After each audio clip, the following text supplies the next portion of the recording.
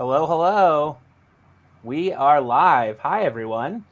We are live here on Hello. Portland Cocktail Week. We have the most amazing panel today with another wonderful installment of tasting the wines of the Loire Valley with Saget Le Perrier, with the one and only Arnaud Saget. We are so excited to have him here today, as well as our top scorers for our master class. We had a quiz for our master class, and we brought some of our favorite or our highest scorers, some of the nerdiest nerds that we know, to come and taste wine with Arnaud. For those of you who haven't met Arnaud yet, Arnaud is the third generation proprietor of Saget Le Perrier. Following his formal training, Arnaud joined the brand's export department. Arnaud is also involved in many other elements of the business, including vineyard training policies, the blending of the wines, and formulating the global marketing strategy for Saget Le Perrier. So we can't be more grateful to have him here. How are you today, Arnaud?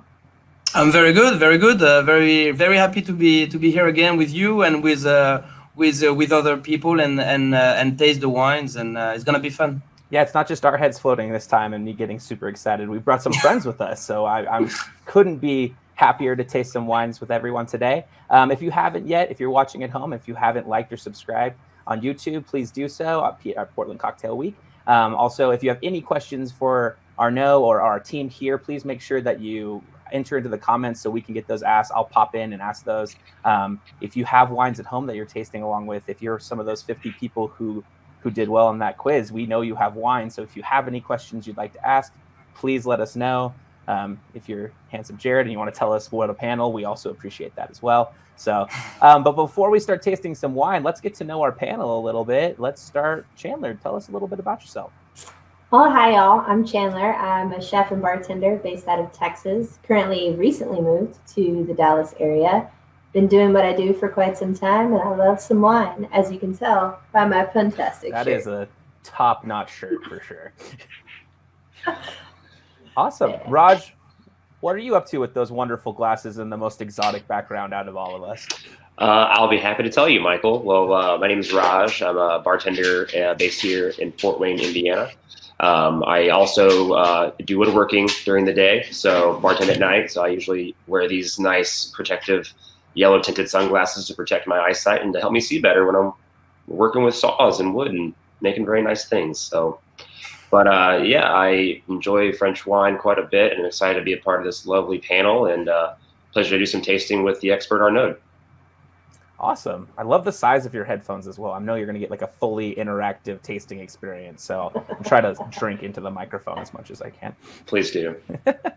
And Josh, Mr. Seberg, the legend himself, tell us about yourself. Hey, I'm Josh Seberg from Norfolk, Virginia, where I run a bunch of bars and spend a lot of time drinking Spanish wines. I run a topless bar, but my real love is French wine. So I was super excited to get asked to hang out and drink Loire Valley wines. That's awesome. Well, Arnaud, without further ado, should we talk a little bit about what we're tasting first?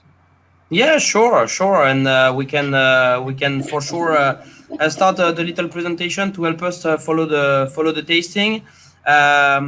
Just as a reminder, we are and as you said, we are family owned and operated in the Loire Valley. So.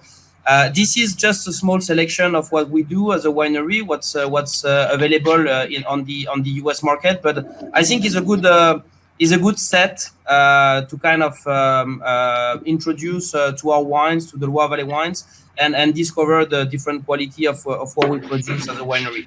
So as you can see, we'll go through 6 wines today. So I know you're all professionals, so the tasting order won't be like whites and reds after. So we're going back and forth from whites to reds. We're gonna start with the Muscadet, which is a wine that I really appreciate myself. It's a wonderful wine. It's a region that has to be known more than it is right now, unfortunately. Then we'll follow by a Chinon, a very classic Chinon that we make. And then we'll jump into the La Perrière brand, which consists into those 4 wines. So La Petite Perrière, Sauvignon Blanc, the Pinot Noir, and then we'll end up the tasting with a Sancerre white and a Blanc Fumé de Pouilly, also known as Pouilly Fumé. For those of you that know the Pouilly Fumé designation, Blanc Fumé de Pouilly is the second name of the appellation, actually the original name of the appellation, but it's the same. Pouilly Fumé and Blanc Fumé de Pouilly is the same area of production. I believe that was So on the here we go. quiz too. So these guys, Yeah, should know. yeah, that's right. That's right.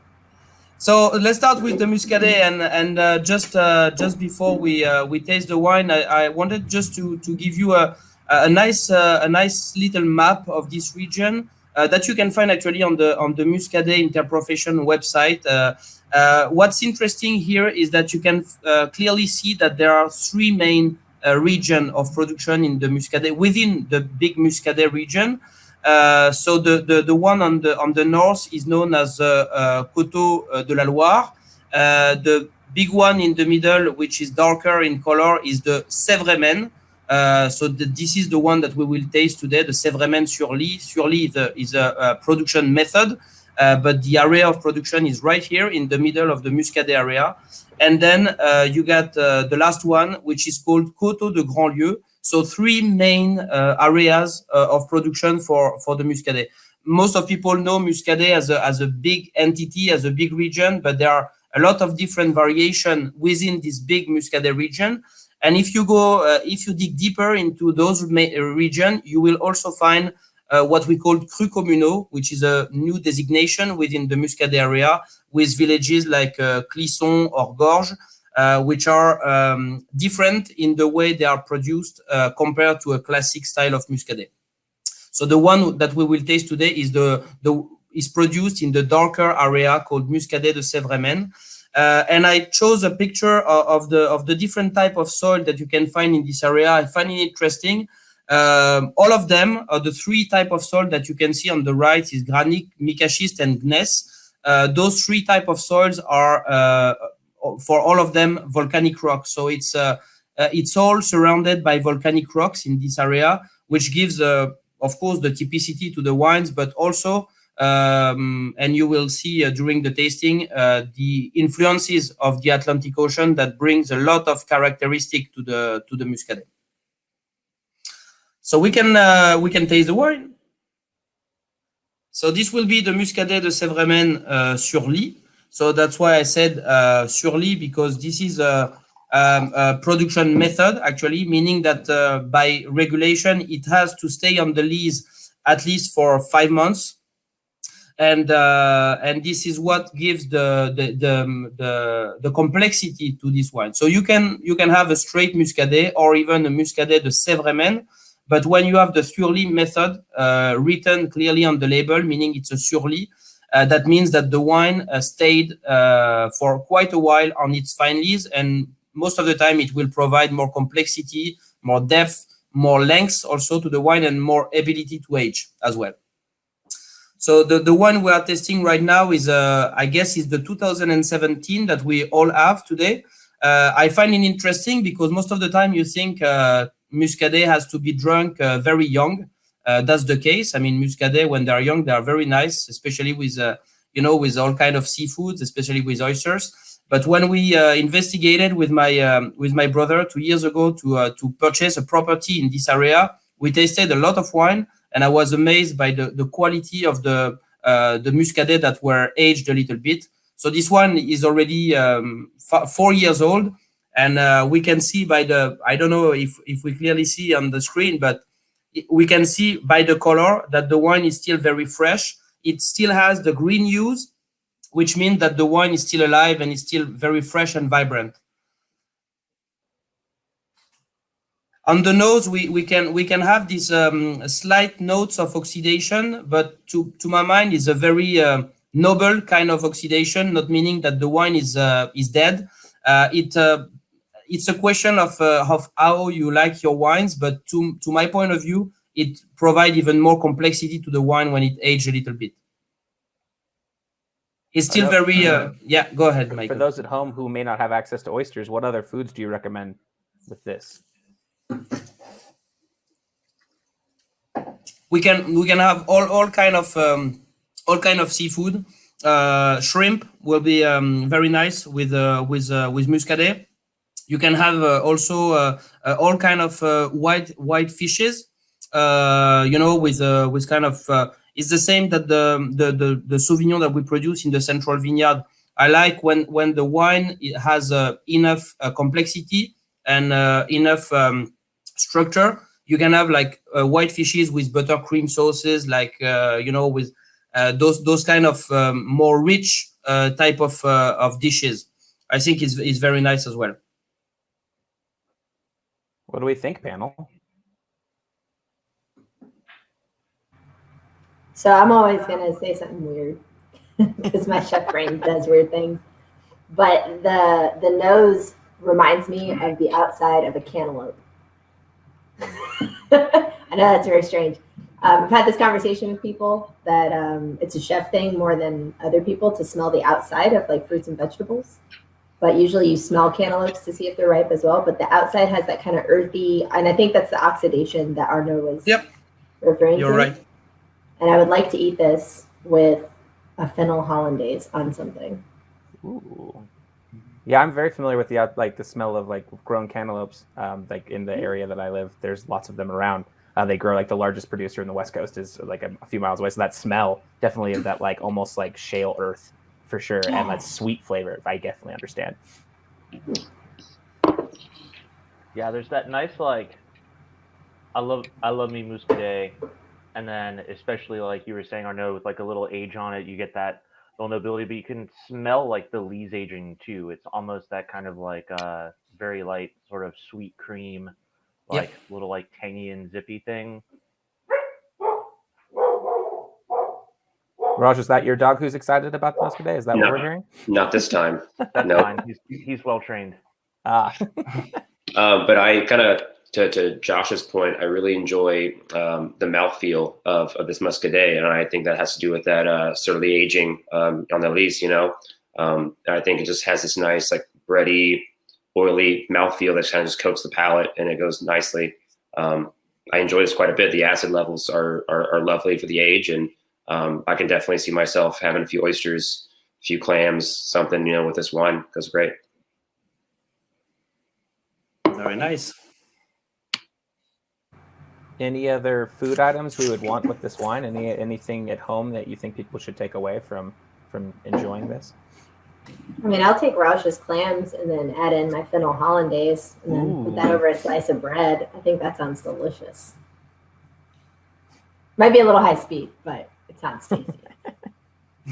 Maybe just bread and butter, to be honest. Like a really good crusty bread. Maybe like an herb butter. Yeah. Now we're talking. Keep it simple. Yeah, I'm wondering if that wine at this stage of aging could go very well also with escargot. I could see that. That could be an interesting pairing. I would like to try it. So Arnaud, we have a question coming in from our online component.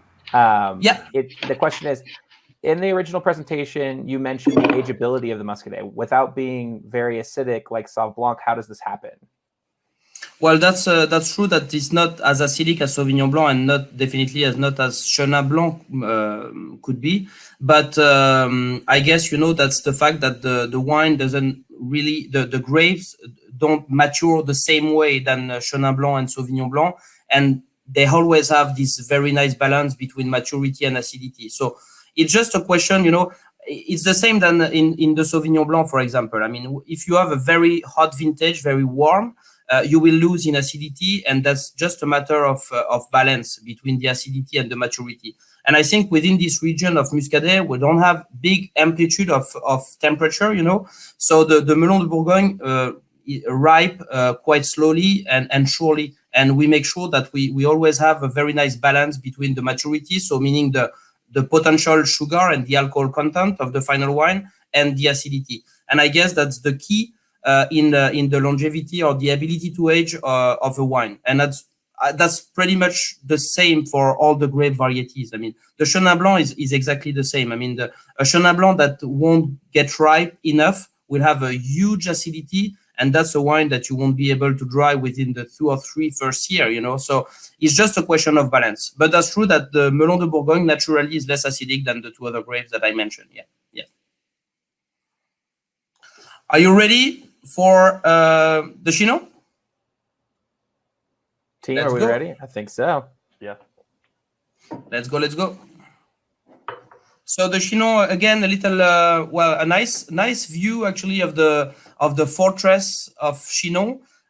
Interesting thing is that the river that you see underneath is not the Loire Valley. That you can see on the right inside. Chinon is located on an affluent of the Loire Valley called the Vienne, which is this river. So very nice area. The Chinon is appellation is considered within the main Touraine region. And I can tell you that if you want to visit, all the places are beautiful in the Loire, but this particular place, the Touraine area, is fantastic. I mean, in terms of culture, gastronomy, and of course the wines. So Chinon is a relatively small appellation. It's a little less than Sancerre. It's 2,300 hectares of vineyards, so quite small appellation. Many people know the Chinon red, but there are also some whites in Chinon. The majority, what is produced is red, of course, but there are some Chenin Blanc in Chinon that makes the Chinon whites. They are actually very nice white wines out of Chinon. So today we don't have the white, but we have I would say the classic red Chinon, which is our Marie de Beauregard cuvée. There you go.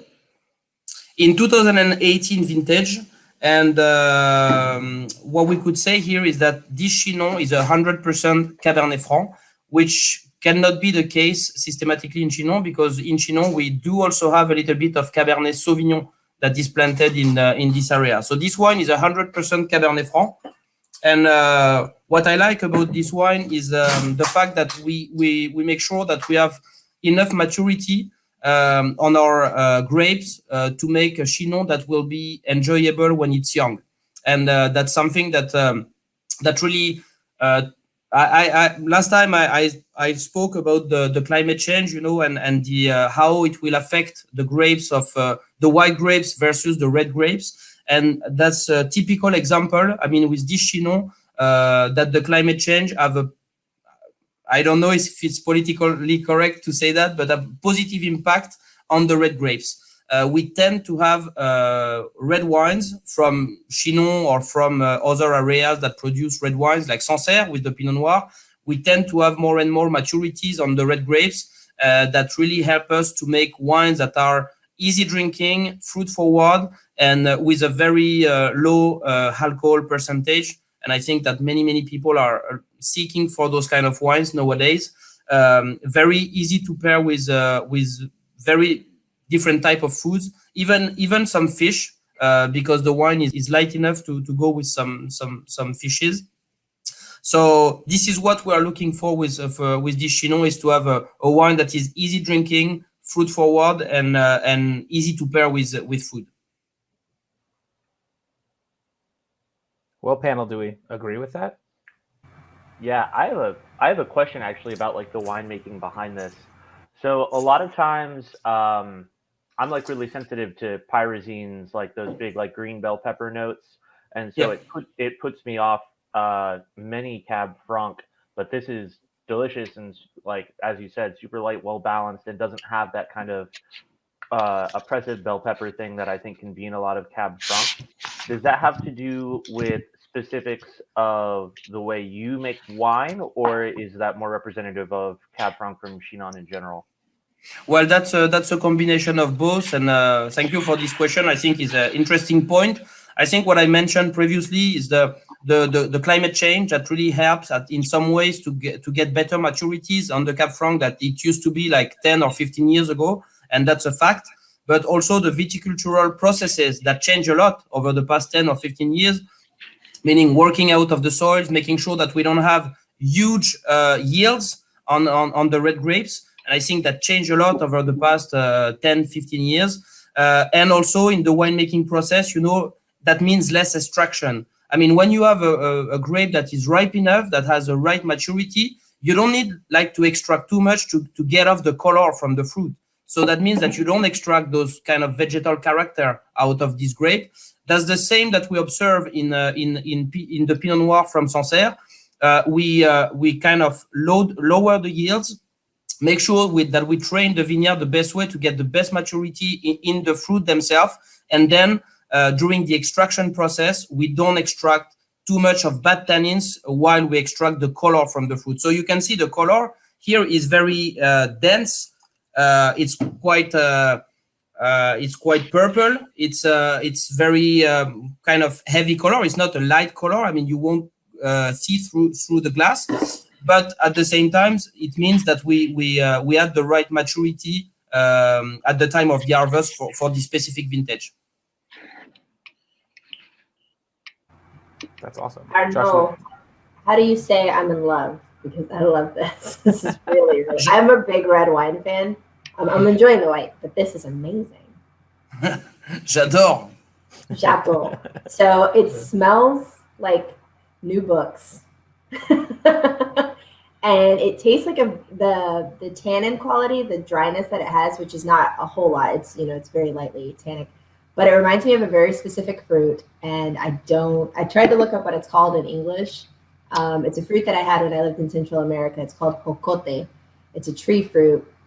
And the science name for it is Spondius purpura, but it's this very interesting fruit that changes drastically from like green to ripe, and it's eaten in both of its forms, the way a lot of people in Latin America eat mangoes, green or ripe. Mm-hmm. Mm-hmm. But I really want to drink this with cornbread stuffing and chocolate pie. It makes me think of Thanksgiving, and I don't know why, but I want this at my table in November. This is delicious. Oh my gosh. It's so good. Thank you very much, and that's a good point that you mentioned. I mean, with some chocolate dessert, when you get this type of red wines that are not heavy in alcohol, that are very fruit forward with low tannins, I mean that could be a perfect combination with chocolate based dessert for sure. If I was in France, it would be pot du crème, but we're in Texas, so it would be my grandmother's chocolate pie. Yeah, that's gonna be nice either. I love Cab Franc to begin with. That's one of my favorite varietals to drink. When I first sniffed this, I was very blown away. I love the complexity in the nose. I did get that nice, fresh red bell pepper, but it's not too much. It's not, very in your face, but the color is nice and deep. It's not as deep as some, which I think is beautiful with the medium tannins this wine's providing. And I do enjoy a good wine that you keep going back for another sip, because to me, that's what makes a good wine. Like, you want to keep going back for more to see what's really going on in that glass, right? So, I mean, on the nose, I got a lot of oak wood tannins, which I really enjoyed, but they were nice and subtle with that red bell pepper. And then on the tongue, I get those nice, juicy, like strawberry notes, black raspberry notes. It's very fruity. Which I think is a great way to balance out this acidity and the tannins in this wine. Great job. I love this. This is beautiful. Thank you. Does anyone else get leather at all? Yeah, I got leather. Okay. On the back of the tongue. You got these leather aromas that I really like. That's very nice. No, are you sure this isn't Texan wine? It's like leather boots, chocolate pie. That's designed for Texas. Okay. We got it. It's that friendship wine where you open it up and then with friends and it just disappears right away, and you're like, what happened? It's like everyone was just laughing and enjoying it. So well, wonderful. Right. Should we move on, team? Sure. So next, we're gonna jump into the La Perrière brand. So the two first wines are considered in our Saget portfolio, and then we're gonna focus on 4 wines coming from La Perrière brand. So just a little history here. So La Perrière is actually a property that my family acquired back in 1996, and that's actually on this specific slide. You can see part of our vineyard on the picture on the top. And on the picture on just underneath, you can see the place itself, which is, as you can see, a very, very nice and unique place, which is a cave, natural cave that was carved 200 million years ago. And we make all the wines into that cave. We don't have any other facilities to make the wines from La Perrière, so we do everything into this cave. So that's a property originally that was only focused on Sancerre appellation, we have 45 hectares of vineyard in Sancerre, a majority of Sauvignon Blanc. We have about 9 hectares of Pinot Noir on La Perrière. But a couple of years ago, we decided with my brother to kind of turn the La Perrière that was originally an estate to a more larger brand, and to make sure that we want to explore all the aspects of the Sauvignon Blanc and the Pinot Noir. So that's the purpose of the brand, is to be a really specialist of those two grape varieties and trying to explore its variation, and in that case, outside of the Sancerre area. So for the first one we will taste, it's called La Petite Perrière. Is a straight Sauvignon Blanc. And that's a wine that we created with my brother back in 2009 for the first vintage. And we created under the appellation, or the denomination, I shouldn't call it appellation, but denomination, Vin de France. I don't know, guys, how much you know about Vin de France. Have you ever heard about that? If they watched the masterclass, they learned some things. Yeah. So this is a Vin de France, and this specific wine is coming from 3 different regions. So that's how we designed the product with my brother. We wanted to explore different characteristics of Sauvignon Blanc that were produced in different areas of France. So this wine is coming from the south of France, majority of Languedoc, which is in the area of Limoux. A part of it, of course, is coming from the Loire Valley, mostly from Touraine area. And a very small proportion of these Sauvignon Blancs coming from southwest of France is the Gers area in southwest. Is about it can vary from one vintage to another, but it's about 5 to 10%, never exceeding 10% of the final blend of this wine. So this is the real work of the noble work of the negociant, I would say here, is to try to craft the same profile of wine every year, and to make sure that we got the right quality and the right standards of quality on every vintage. So of course we have a vintage variation, of course, but we make sure that the profile of the wine is consistent through the year. And it's been a real journey for the past 10 years to make sure that we are consistent while the demand and the volumes are growing. So this is a product that is very successful, especially on the US market. Is about 50% of our total sales for La Petite Perrière on the US. And if you taste the wine, you will see that what I said about the different origins of the wines, you can clearly got them on the nose. You have this very rich aromas from the Sauvignon Blanc from the south, but when you smell it again and sip it, you will have these minerals and this, I would say, green in a noble way again, but green aspects from the other regions. So that's this balance that really allows us to produce this kind of quality on this wine.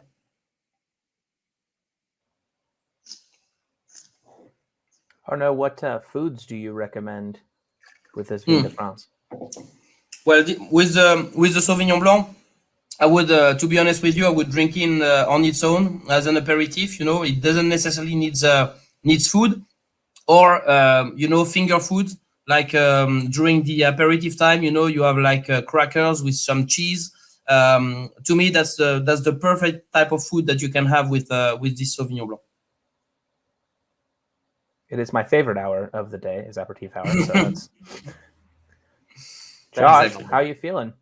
Oh, happy as a clam or oyster or cheese on a cracker. The acid on this is insane. It's so good.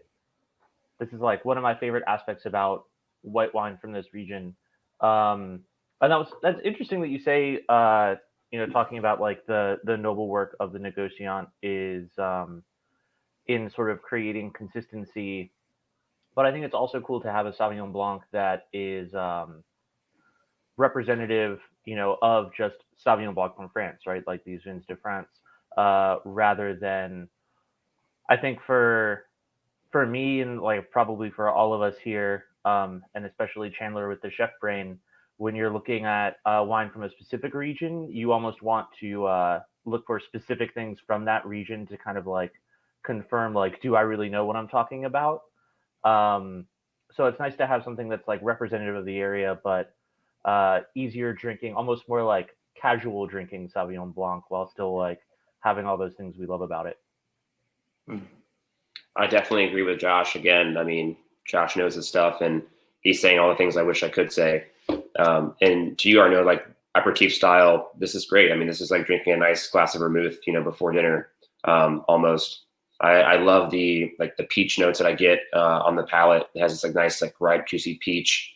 I grew up in the South where peaches were everywhere. So, and it tastes lovely. Like Josh said, the acid is right on point there. And I much prefer a French style Sauvignon Blanc over like, an American grown or New Zealand style, where it's just a big grassy hay grapefruit bomb that just kind of blows the palate out. I wish more consumers, in my neck of the woods here could try more of these French style Sauvignon Blancs. They're just, super crushable, easy drinking, will pair very well with food.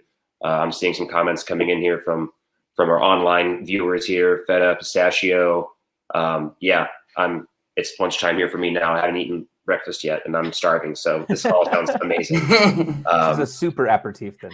Oh, super aperitif. Yes. So, yes, I'm enjoying this quite a bit. The color is beautiful. The nose was great. Definitely get those characteristics of, the melons, the ripe fruits, the stone fruits.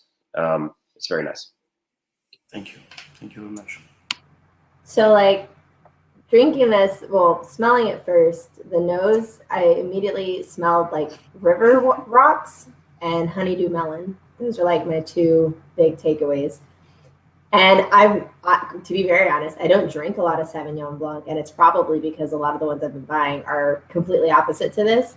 But this makes me think so hard about my training when I was in culinary school, when we go through like traditional French cuisine. And if I was going to do the aperitif thing that everybody seems on board with, I would pair this with a chicken mousse. And then if I was going to do it for dinner, I am a sucker for a really simple fish papillote, where you like put it in a little envelope made of parchment paper, and you can put it on a light grill or in the oven, just on a bed of veggies or citrus fruits. And it's just the fish in its best essence. And I think that would go so beautifully with this wine. Mm-hmm. Yeah. That's of course all. I mean, as I said, the Sauvignon Blanc in general, they will pair very well with all type of fish dishes. But again, this wine is designed to be easy, to be accessible to a lot of wine drinkers, and that's in that mindset that we designed this product with my brother, is to be accessible to a different audience.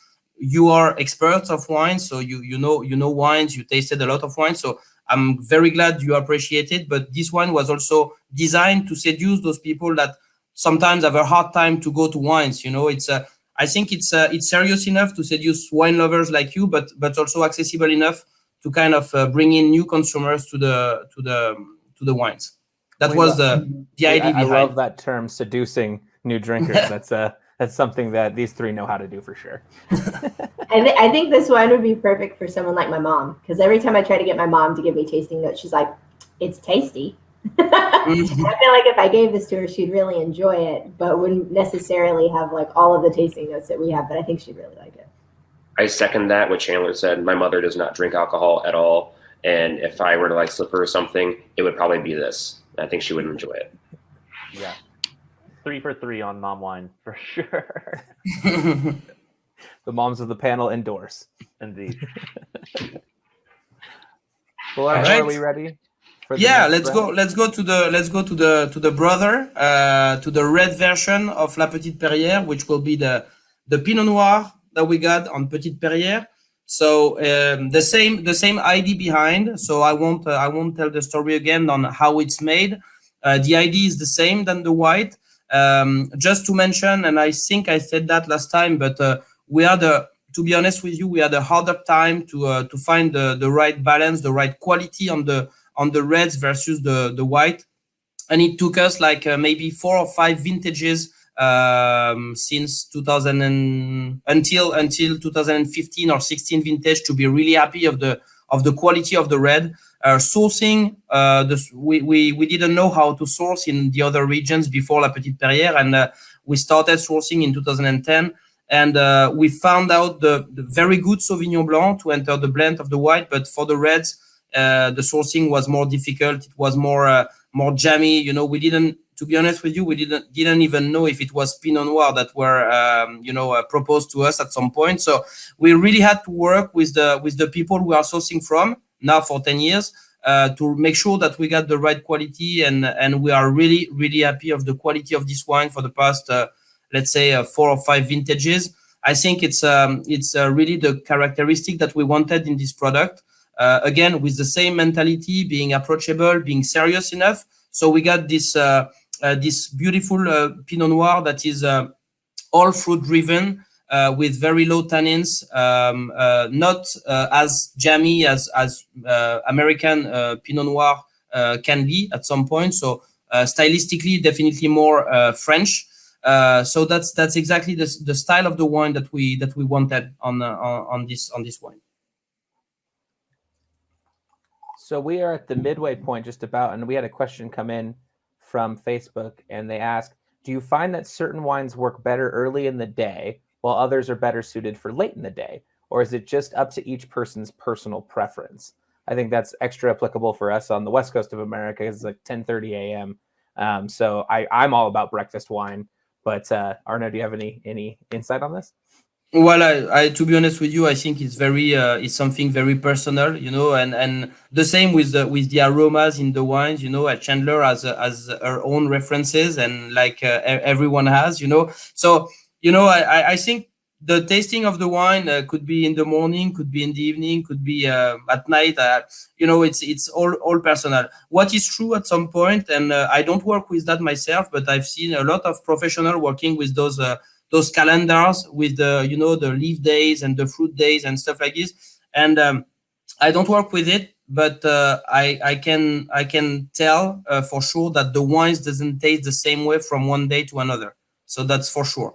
I don't think that's the wine that are really moving that fast from one day to another, but I think that's our body and the fact that we are affected by, you know, I don't know, some kind of energy, some kind of environmental stuff that really can affect our taste and nose.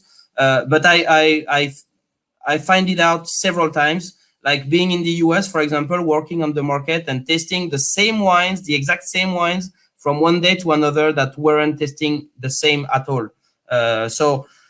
But during the same day, to be honest with you, the time that I prefer to taste the wine is just before the lunch, because, you know, you are a little bit hungry and you have all your senses that are ready to smell and taste properly. So that's the time of the day that I taste the wines better. And it makes for a much more fun afternoon when you've had a few glasses of wine in like exactly. early morning. So Exactly. Raj, how you feeling about this one? I feel what does Conan O'Brien say on his show about something optimistic, cautiously optimistic about this wine? Yes. But no, I'm liking this so far.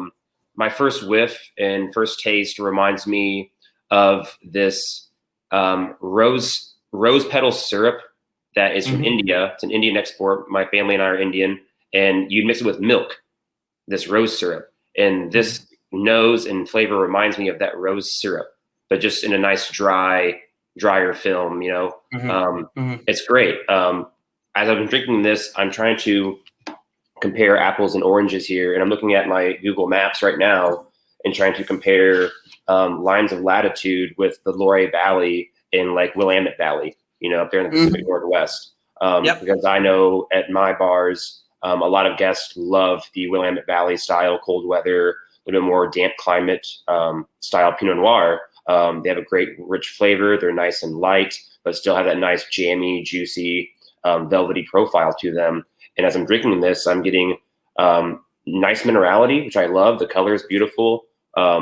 And I just can't get over this childhood memory of my father mixing this rose syrup and milk and we drinking it. So I'm not comparing this to milk by any means, because it's not that, but it's tasty. I love it. Can you speak to that, Arnaud, like about the climate and terroir compared to like the Willamette Valley to maybe Loire Valley? Well, I don't know which latitude falls the Willamette Valley compared to France, but what we can notice here is that we have, as I said, for the white is the same. We have a proportion of wines coming from different areas of France. So here we don't have the southwest, but we only have the Languedoc part that will bring, this kind of richness to the wine, this roundness in the mouth, and the Loire Valley.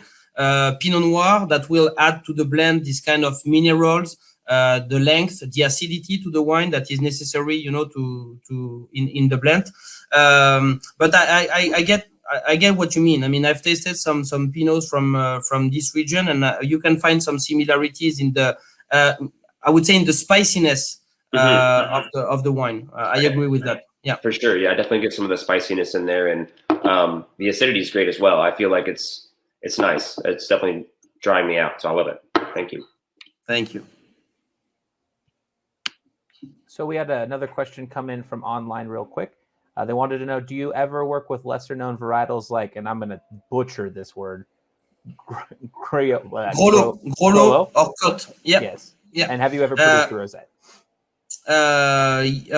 On the Petite Perrière, we do have a rosé, which is a rosé. We don't taste it today, but it's available in the US market as well. It's a rosé made of 100% Pinot Noir. So we do produce a rosé, which is a dry style of rosé. And as for the other question, we work with less known varietals. We work actually with the two that are mentioned here. So the Grolot, that is designed mostly to make rosé in Anjou region, the Rosé d'Anjou, which is the off-dry style of rosé. Some people vinify it also in red, which gives interesting reds. We don't produce red with the Grolot, but interesting reds that are very light and very kind of spicy reds. And the Cote, which is also known as Malbec. Malbec is Cote is the name of Malbec in the Loire Valley, the local name of Malbec in the Loire Valley.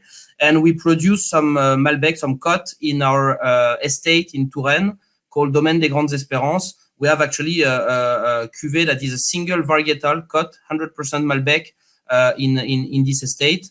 So yes, we do have some less known varietals. The same in the Muscadet area. Some people know Gros Plan. Most of people know Muscadet or Muscadet sur Lie, which is made of melon de Bourgogne. But some people know Gros Plan, and Gros Plan is made of Folle Blanche, the same grape variety that is used in the cognac, in the distillation, for example. So we do have some Folle Blanche as well that we sell as Folle Blanche, IGP Folle Blanche. So we like to play with some nice varietals, and we at some points we can maybe also try to introduce some grapes that are not allowed in some territories. For example, I'm thinking of Pouilly Fumé, which is only Sauvignon Blanc. We are thinking with all this climate change, trying to introduce, for example, some Syrah in this area. We have to make it as a vin de France, because it cannot have any designation on it. But anyway, it's interesting to see how some new varietals can be implemented in our region with this factor that the climate is changing a lot. That's awesome. That definitely answered that question. Chandler, how are we feeling about this pour? So I'm kind of feeling where Raj was. This is a very nostalgia creating wine. The nose reminds me of my mother's flower shop. She had a flower shop for a while. She hustles a lot, changed her career a ton of times. But drinking it and just tasting it, this is something that if I was recommending it to someone, whether it's a home cook or a home drinker / bartender, or even just in a restaurant, this is what I like to call a 4-wheel drive wine, because it does a lot of things. You just got to let me show you what it can do. So back to Blair's question about where or what time is it okay to drink wine, and is it personal? I think it is personal, but I think sometimes we just kind of stray away from thinking you can have a red wine with breakfast, or you can have, certain things at certain times of the day. And I think that's just kind of the culture that we live in. But having traveled abroad, people drink at all different times of the day for different reasons. But if I was going to drink this at breakfast, I'd pair it with avocado toast. Easy. And then if I was going to do aperitif, I would take a grilled slice of crusty bread, smother it with some homemade blackberry jam, and then some crumbled goat cheese. And then being Texan, I love meat, so I don't need sides. You could just serve me like a steak and a side of wine, like no veg, just the wine on the side. That's definitely going to be ordering that soon. I really like that order quite a bit, actually. Yeah, it's great. I love it, but it's very versatile, and I really appreciate that in wine because it means I can get more people to try it. And sometimes people need to try it with something to get them seduced, as our note says.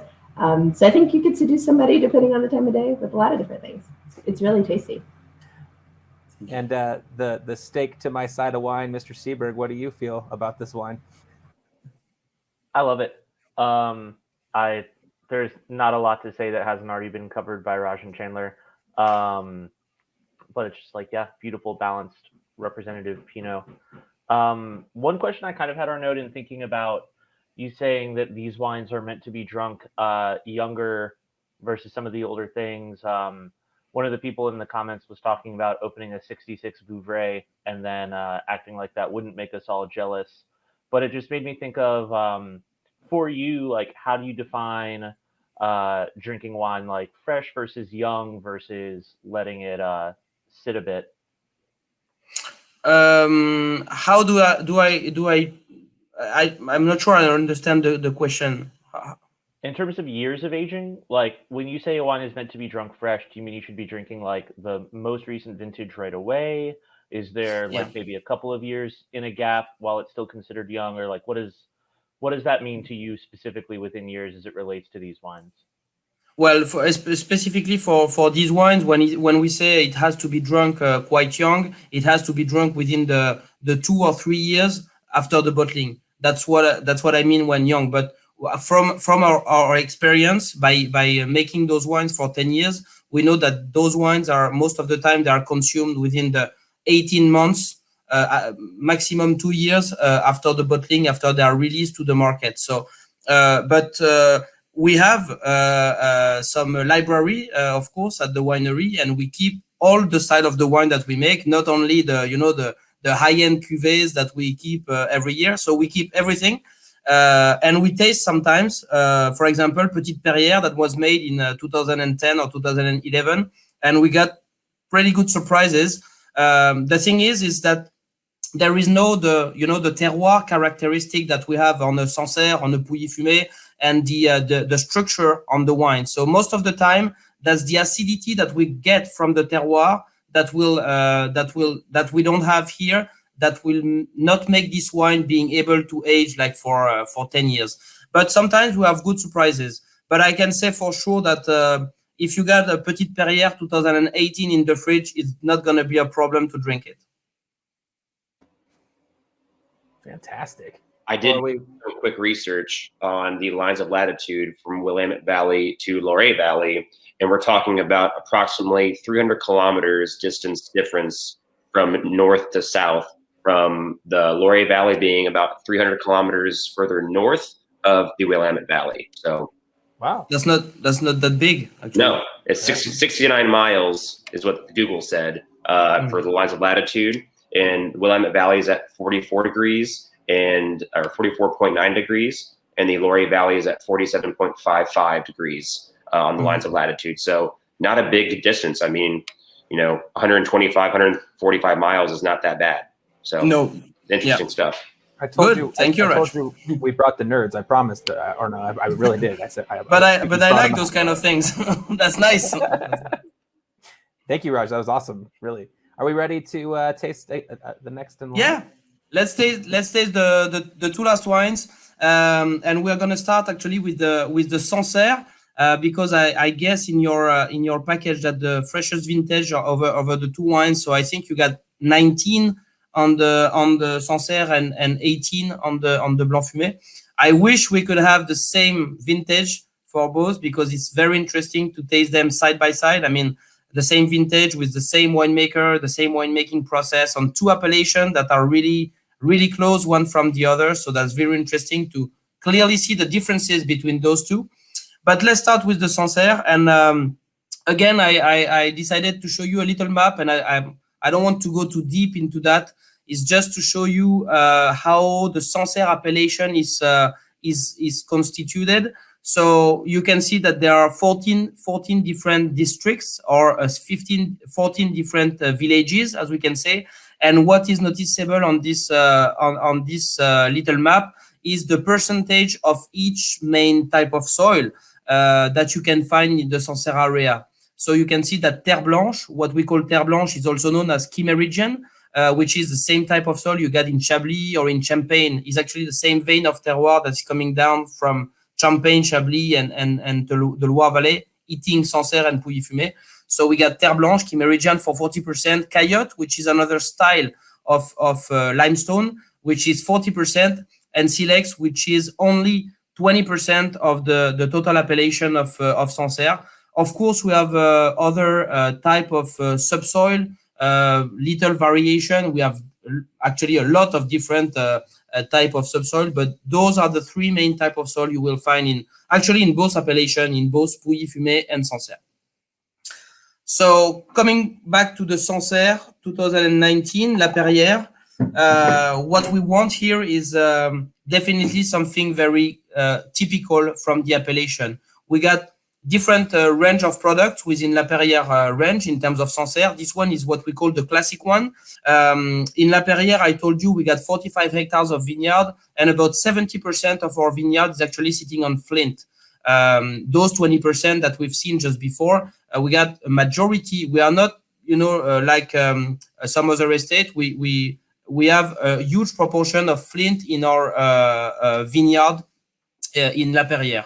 So this wine is a blend of the three different type of soil that we got on the property, with a majority of flint, meaning that sometimes, and that's something I like to say because we don't interfere too much in the vinification process. It's all natural yeast or indigenous yeast. We don't use yeast most of the time for the fermentation. I'm sure you remember the cave on the previous slide. We don't need a lot of interaction, the wines to be fermented in that kind of atmosphere. We don't interfere a lot in terms of vinification. So what we want is a wine as pure as possible, as close to the terroir it's coming from. And sometimes when we don't have when we don't reach enough maturity on some vintages, this wine can be a little bit austere when it's young.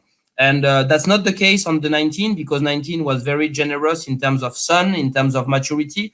But sometimes, like for example, I remember back in the days, the 2007 vintage, which was very, very low in maturity. We have wines that reveal themselves after 2 or 3 years in bottle. But that's not the case for the 19. Thoughts, team? Thoughts? I'm gonna just say what I'm thinking, but it's gonna be really off base. Like not off base. It's gonna be strange. First of all, one of the notes that I'm getting is celery. I get some interesting notes. But when I was tasting it, it reminds me of a very specific citrus fruit that I've never had outside of Costa Rica. I was living in Costa Rica for a very large portion of my life, so I'm sorry if this isn't super familiar to a lot of people. But they grow a lot of citrus fruits, and none of them make sense. But they have this one that is called a sweet lemon. And on the outside, it smells like a lime, but it looks like a lemon in the shape of an orange. And when you cut it open, it's translucent white. And it's like, yeah, it's wild. And it's like, I don't know how to explain it. It's like sweet, not tart, with a very light hint of bitterness. I've never seen it anywhere else. But this wine tastes like that lemon. And it's not a lemon. I don't think that's actually what it would be, but it is a citrus fruit. And all I want right now is a rotisserie chicken. Just keep it simple. Somebody go to Walmart, get me a rotisserie chicken, bring it over, and let's drink this bottle. This is really nice, but I've never ever had anything that reminded me so strongly of that fruit before. It's very interesting. From obscure Costa Rican superfruits to rotisserie chicken, I like this. Austin Market rotisserie chicken, folks. Yeah, there you go. There you go. And, ask them for their exotic fruit selection. You never know. You never know. Raj, what are you feeling? Moberly, I'm feeling really good right now. I'm actually really enjoying this tasting. This has been very informative. Arnaud, you've been fantastic so far. I know we haven't finished the last wine yet, but I have two important things to say about this wine. The first thing is that when I suggest wines to my guests at my bar and at my restaurant, wine is about, to me, a journey. It's about location, it's about people and terroir, and about going to a place far away, right? So when I close my eyes, I've never been to France, unfortunately. Hopefully sometime soon I can come visit you, Arnaud. It'd be fantastic to do. But I close my eyes and I think about, rolling green hills in France, in Sancerre, drinking this wine. I'm really enjoying the minerality of this wine. It's very easy drinking. And I'm a huge fan of this so far. The second big thing I'm going to say is that this tastes like a daiquiri in a bottle. I love daiquiris, and this tastes like a daiquiri to me. Minus some of like the funky rum notes you might get, but like the citrus, like lime, kaffir lime, all of that. I'm getting a lot of that in this with the minerality and some salinity as well. And I'm really enjoying the salinity of this wine a lot. Chandler, it's your fault because you were talking about those citrus fruits, and then I was drinking it and I was like, this tastes like a daiquiri. And I don't know why. Though. Yeah, I mean, it just has that, like, you said kaffir. You said kaffir lime, and I'm like, I can see that leaf, that like aroma, that green. That bright green leaf. It has those like notes to it. And like now that I'm talking about daiquiris, I'm messing with my brain, thinking I'm smelling like some funky agricole rum or like some Jamaican rum or something here. But it's not. I mean, this is delicious, and I'm really enjoying this quite a bit.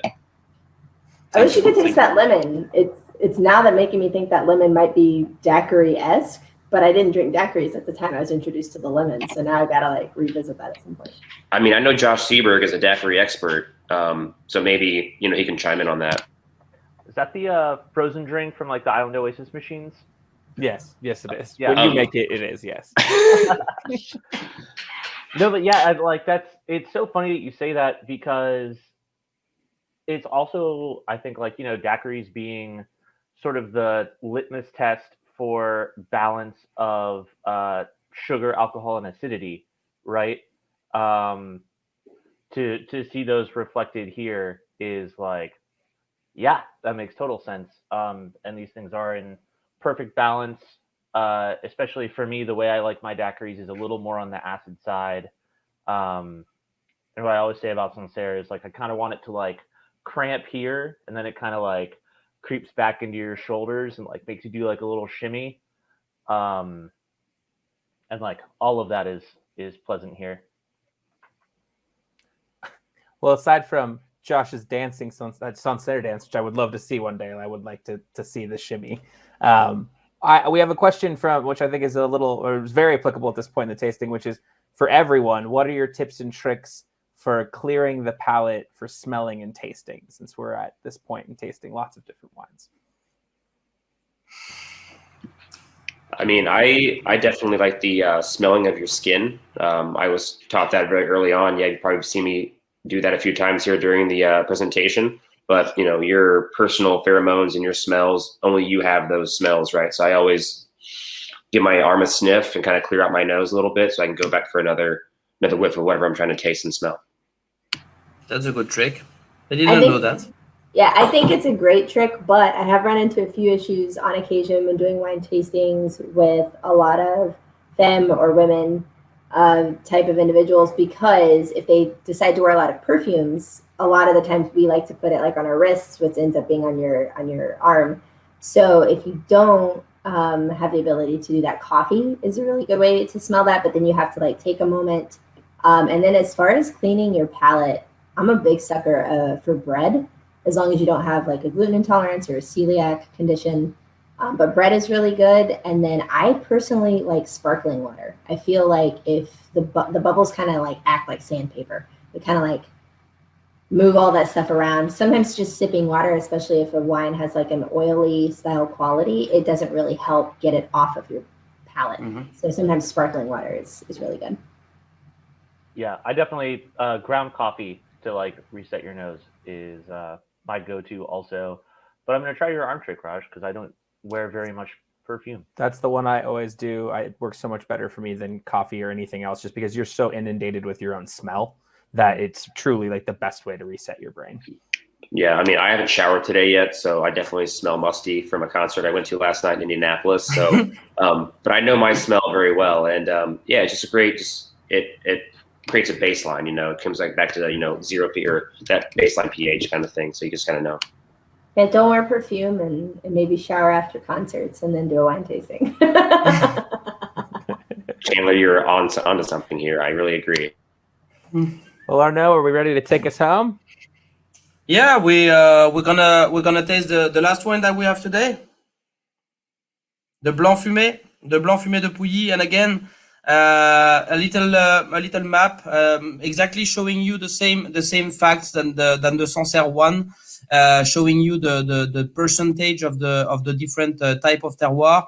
What you can see actually on the pink will be the flint. So you can see here is a very few flinty silex type of soil in the Pouilly Fumé appellation area. What you can see on the blue will be all limestone based, and what you see on the yellow will be the areas that are covered with chimerigen. So what we say the terre blanche on the Sancerre area. So you can see that there is a big proportion of limestone overall on the Pouilly Fumé area, and very few actually silex. Flinty type of soil in this area. Just an important fact as well is that Pouilly Fumé is 100% white wine appellation. You can see the two grapes here, Sauvignon Blanc, of course, for the Pouilly Fumé, and Chasselas, which is actually the original grape variety of this region, which was used before the phylloxera period as a table resin, just to eat. It was carried on the Loire River to go to Paris to the restaurant. And when the phylloxera period arrived, all the vineyard, of course, died and was replaced slowly by the Sauvignon Blanc. Today, we have a very few Chasselas. Overall, I think it's about 50 hectares splitted on 20 different vine growers. So it's a very small proportion of Chasselas. The Chasselas that we vinified will make the wine called Pouilly-sur-Loire, which is actually Pouilly-sur-Loire is the name of the place, is the name of the village, and the Sauvignon Blanc will make the Pouilly Fumé. It's a small appellation in general. It's about 13,000 hectares. It's more than the half of Sancerre in terms of surface. Sancerre being about 2,800 hectares of vineyards. So a little more than the double of the size of the Pouilly Fumé area. So let's taste this wine. It's the 2018, and I wish that we could have the same vintage, but I'm sure you're gonna find it out later when you retaste those wines. You will find the same vintage one day to taste them side by side. So this wine is coming 100% from our vineyard in Pouilly. We run about in total about 55 hectares in the Pouilly Fumé appellation, and all this wine is coming from a chimerigen type of soil. So it's 100% chimerigen type of soil. And that's what I like in this Pouilly Fumé, is the characteristic that you can really bring into that wine. I don't know if it's Josh or Raj that talked about the salinity of the Sancerre. And I think on this one, it's even more obvious on the back of the tongue, clearly coming from this type of soil, which are basically small shells that are fossilized in limestone. So you clearly have this kind of saltiness on the back of the tongue. It's most of the time Pouilly Fumé will be more will have a more earthy character, will be more mouthfeel than, generally speaking, of course, because it can vary from one vine grower to another. But if you taste Sancerre and Pouilly Fumé side by side, Pouilly Fumé most of the time will be more, I would say, generous in the style, would be more sunny in the character, when the Sancerre would be more elegant, more pure, more tense. That's the two main difference that we can find. As you can see on the map, we have the same type of terroir on both appellations. So many people ask me, but what makes those wines different one from the other? They are so close geographically. And I would say that this is the majority of the difference comes from the situation of the vineyard and the microclimate condition of the vineyards. Pouilly-Fumé is a relatively flat vineyard, so meaning that we don't have huge slopes, when Sancerre is very hilly compared to Pouilly, so we have very big slopes here and there, and the microclimate that comes to both appellations will give very different personalities to the wine themselves, even if they come from the same type of soil and the same grape variety. So most of the time, the grapes that we have in Sancerre will ripe a little bit slower than what we got in Pouilly. So that during the harvest time, that's what we can notice.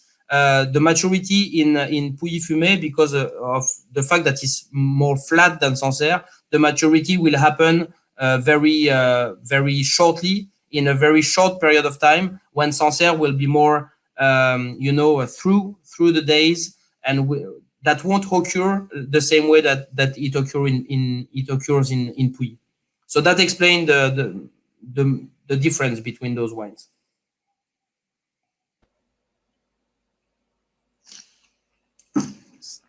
Mr. Seberg, are we dancing? Are we shimmying, as you said last?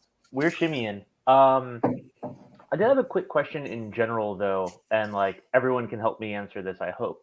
Pouilly-Fumé is like one of our favorite expressions of Sauvignon Blanc in our household, but I feel like it's so much less common to see, on lists or in wine shops than Sancerre and, many other French wines in general. Is there just less production coming out of Pouilly-Fumé? Is it something you guys all see in your markets, or is Southeast Virginia just not showing Pouilly-Fumé the love it needs?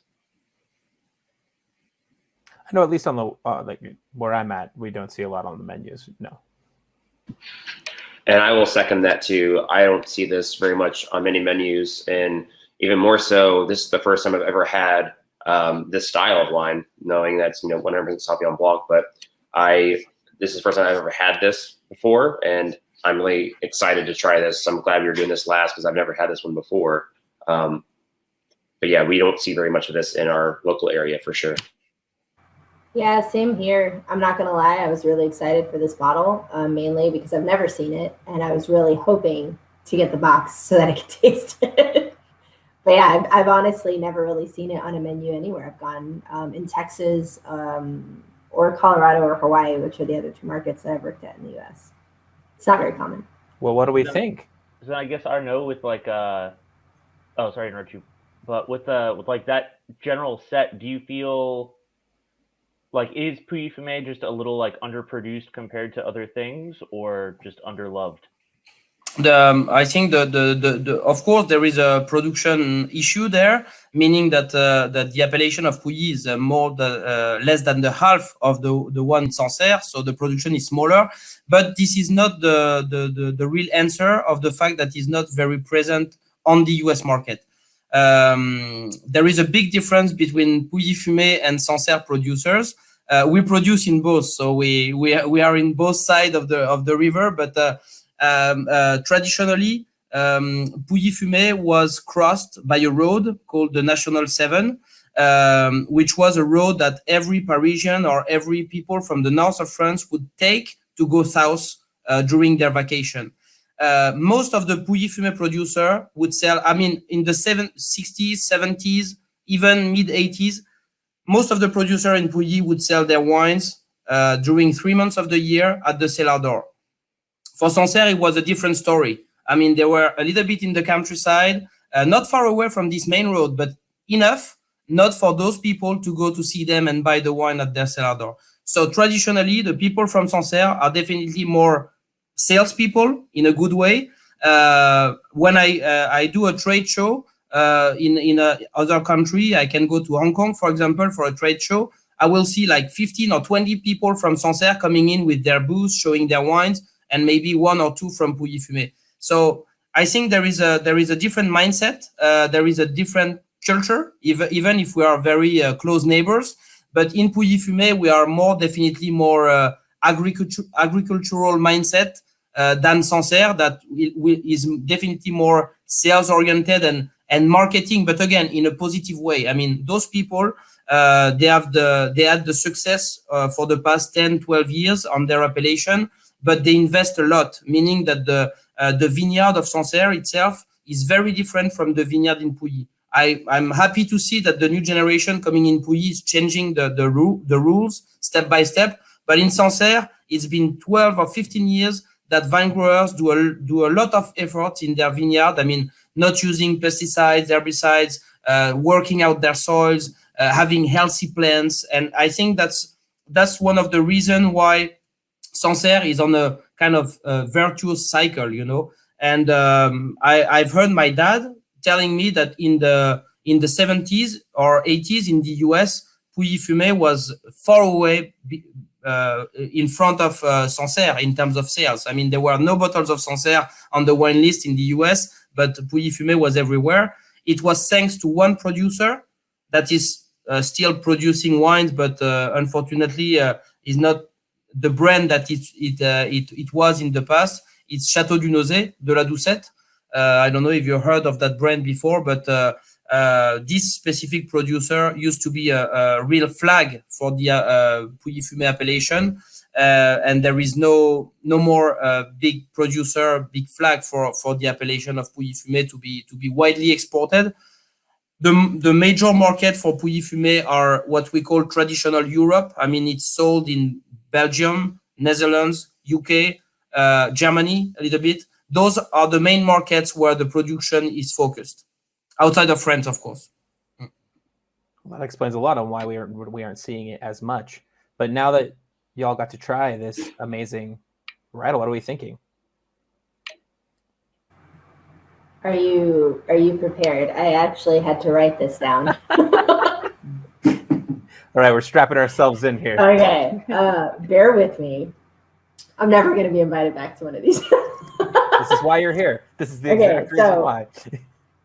On the nose, and this is going to be really, really complex, but my first reaction was caraway seed, which isn't an aroma I get often, and it's not something a lot of people are familiar with. I wasn't familiar with it for many years, even as a chef. But caraway seed, fresh tarragon, Granny Smith apple skin, not the flesh, wet terracotta, bamboo salt. If you've never had that, it's like lightly green in color, and they put it in these bamboo stalks to like finish drying. It's really, really, really cool. And then there's like this really mild earthiness. But if you've ever smelled truffles, and I know a lot of people think they have, and I say think because I thought I had until I actually smelled truffles in person when they were fresh, and they will knock you on your behind. So if someone was maybe halfway down my street with a white truffle, that's what this smells like, because they're really, really pungent. People don't understand, like in reality, how incredibly strong they are. But so it's earthy, but it's really, really mild. And then drinking it, the things that I want to pair it with are all across the board. So I want to pair it with asparagus and bacon mixed together, sashimi, hummus, and a salted crema catalana, which is the Spaniard version of a creme brulee. So yeah, do with that what you will, guys. I'm not sorry. Is thorough. This is I'm so excited to look up bamboo salt. Let me tell you what, I have no context for that, and I'm very excited. I think, yeah, so we all headed to Texas for like dinner at Chandler's house. Sounds like Hey, it. Sign me up. I'm going to Chandler's.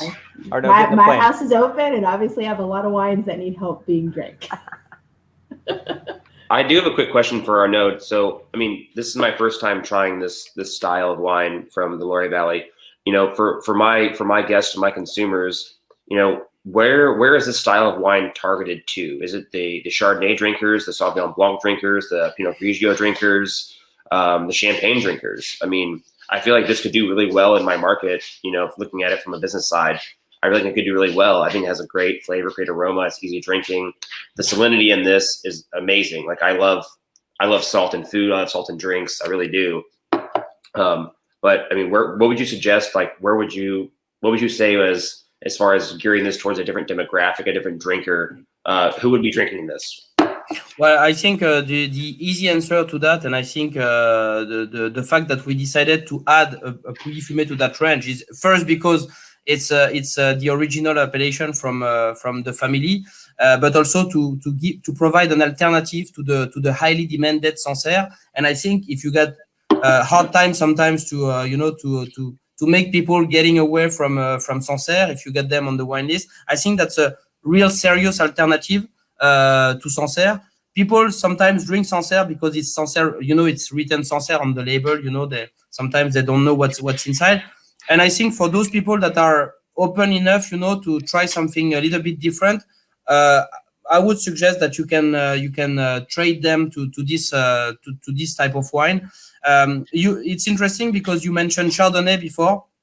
I think I wouldn't say that the same with the Sancerre, but for this specific wine, this Sauvignon Blanc, I think it could really appeal to those people that drink Chardonnay because it has enough structure, enough body into it, to kind of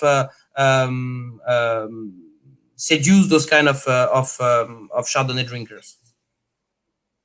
Seduce again. I was going to say, I just love the use of seduce. It's all a matter of seduction, So, Arnaud, you also said that Sancerre is more popular than probably the Pouvet.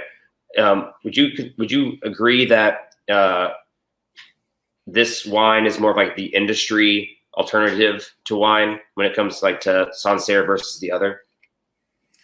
You mean the Blanc Fumé would be the alternative? That's the question? Yes.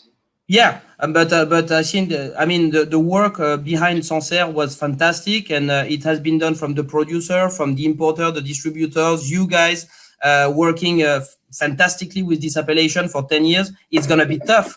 It's gonna be tough for Pouilly Fumé, to kind of make some room on the wine list and on people's heart, But yeah, that's what I say on some markets that are sometimes more mature to make this switch, I say, you are fed up sometimes selling Sancerre, but try to sell this wine. It's very nice. It's a very serious alternative, and most of the time, in terms of price, it's gonna be a little bit softer than the Sancerre. So I think, that's a serious alternative to Sancerre for sure.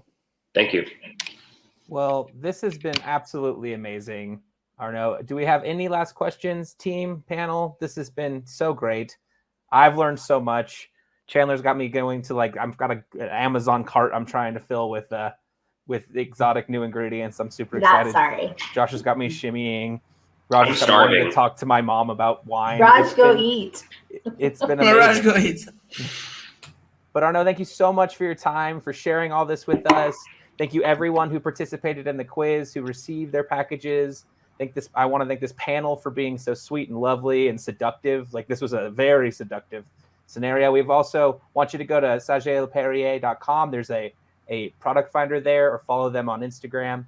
That's their handle there. Please make sure you're following us at Portland Cocktail PDXCW on Instagram, or Portland Cocktail Week PDXCW on Facebook. Make sure you're taking a look at our YouTube as well. Subscribe and like that. We're going to be loading that with lots of wonderful content. If you haven't seen the masterclass, if you just popped in for this, me and Arnaud went into deep about the Loire Valley on our last class, which was absolutely amazing. But thank you everyone for being here today. Thank you, Arnaud, so much for sharing your knowledge. And thank you to this wonderful, very seductive panel for all of your insight. I appreciate it so much.